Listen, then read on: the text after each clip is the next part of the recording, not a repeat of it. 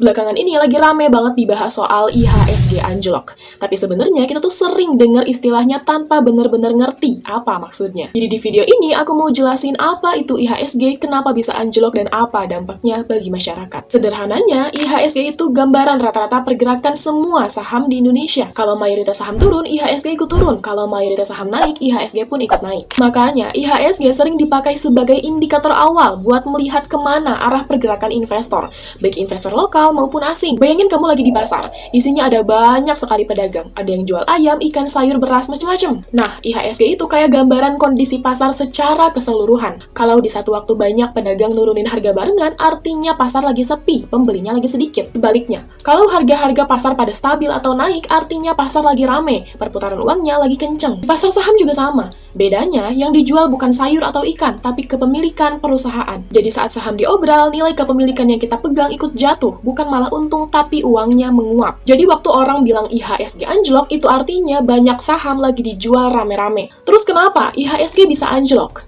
Pertama, faktor global. Saat ekonomi dunia lagi nggak stabil atau suku bunga luar negeri naik, investor cenderung narik duit dari negara berkembang. Kedua, faktor dalam negeri. Dipicu mulai dari kebijakan ekonomi, iklim usaha, sampai kejelasan arah pengelolaan ekonomi. Faktor ketiganya MSCI. Waktu investor jual saham rame-rame, artinya uang ditarik keluar dari pasar. Kalau uang yang keluar terlalu deras, BEI bisa menghentikan transaksi sementara supaya dana yang keluar nggak sekaligus, atau yang disebut juga trading halt. Dan buat yang masih mikir, itu mah urusan orang-orang yang pada punya saham, ada satu hal penting yang perlu kita tahu. Uang BPJS, dana pensiun, asuransi, dan sebagainya itu ditempatkan di instrumen investasi, termasuk saham. Beberapa saham BUMN juga ada di IHSG. Itu artinya, ini nyambung langsung ke perusahaan-perusahaan yang dekat dengan kehidupan kita sehari-hari. Ketika IHSG turun, artinya investor narik duit dari pasar saham.